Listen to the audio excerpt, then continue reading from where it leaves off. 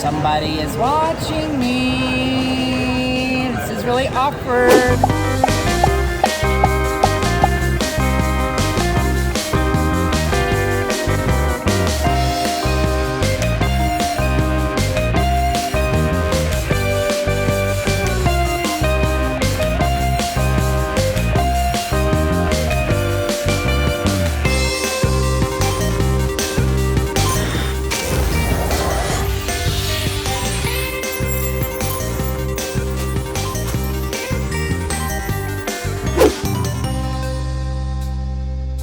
So we're gonna go and scan in, hopefully, for Halloween Horror Nights first. We wanna try to catch porn before the event actually starts. So we're gonna go to the Scream line and check in real quick because we also have the Scare Actor dining experience.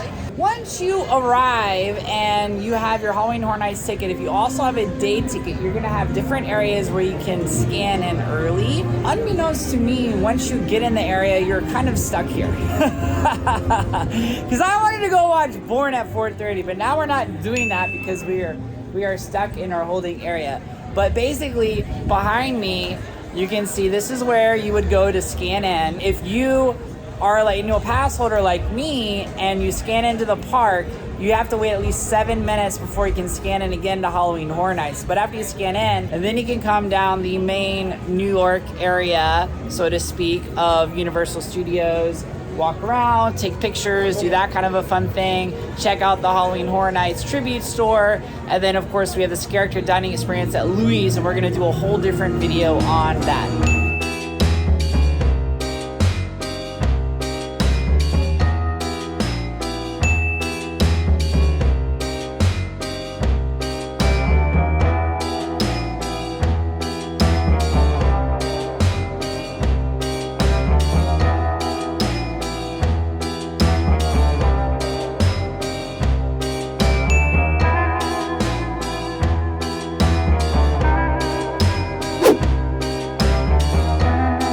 Now, one thing that I love about Halloween Horror Nights at Universal Studios is they don't just have stuff at night for Halloween Horror Nights. You can come here during the day and do the Scarecrow Stop, where you get a actual Christmas ornament as part of your prize, and it's basically a scavenger hunt throughout all of Universal Orlando Resort City Walk, Universal Studios Florida, and Islands of Adventure, and you're looking for really scary scarecrows like this. Now, one thing you have to know when you come to Universal Studios Florida is that they like to give you a bunch of different tickets. We have 2 tickets for the Scare Actor dining experience, which we're gonna do.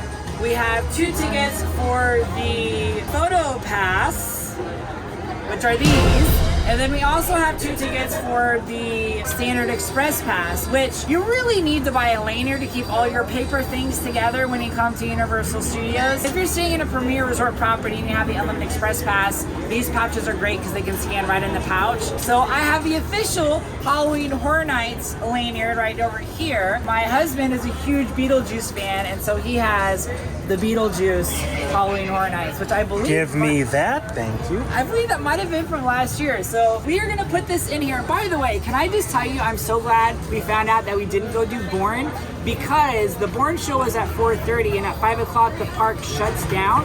And if you haven't scanned in before 5 o'clock and you're not in the holding area, they will kick you out of the park. Like you're toast.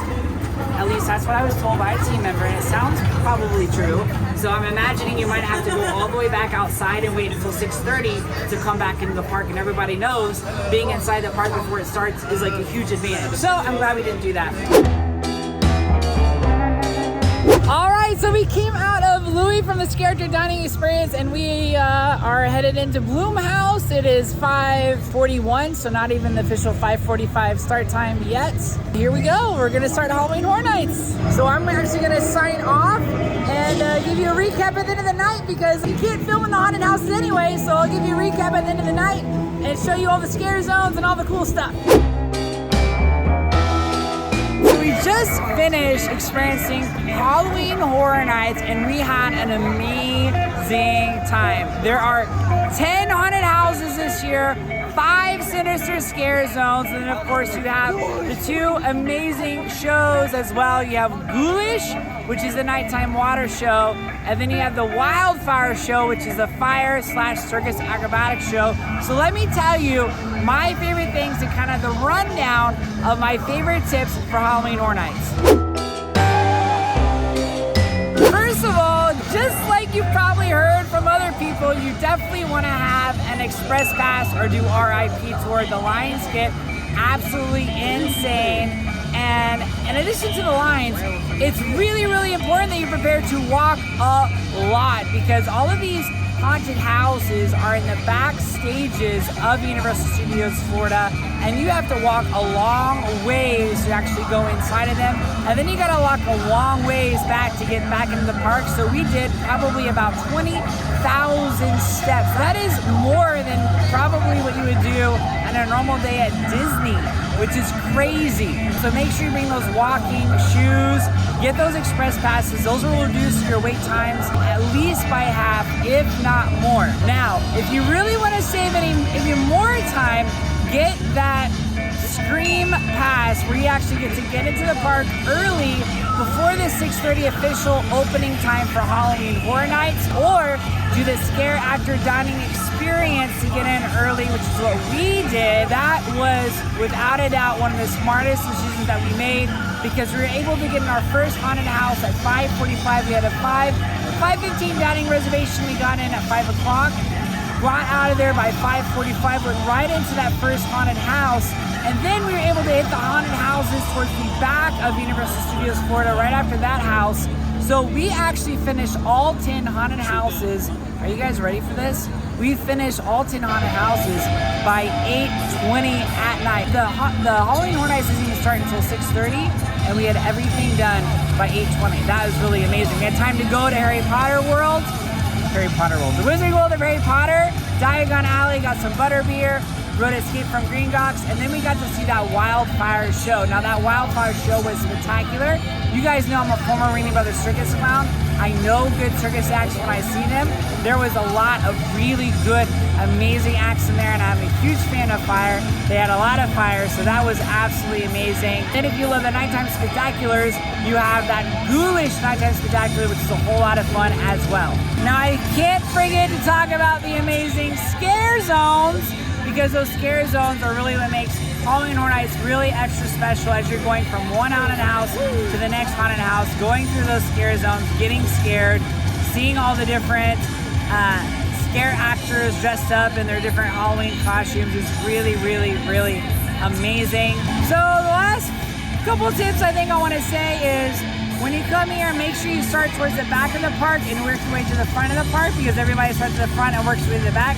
That's going to greatly reduce your wait time inside the haunted houses. You got to hit them all, and if you don't have Express Pass, you probably need to come more than once. I don't know about you guys, but I can't wait till next year. I'm so excited to see what Universal Studios Florida comes up with next. Thank you guys so much for watching one of our another amazing videos. Make sure you hit that like and subscribe button if you haven't already, so you don't miss any of our amazing new videos. We are Magic Land Vacations Disney and Universal travel planning experts.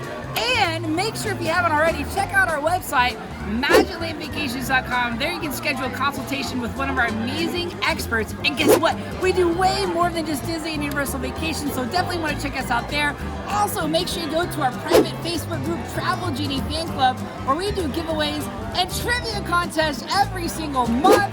And of course, I have two other amazing videos for you to watch. One right over here and one right over there. One right there and one right there. I think I would start with that one, or maybe that one, or maybe that one.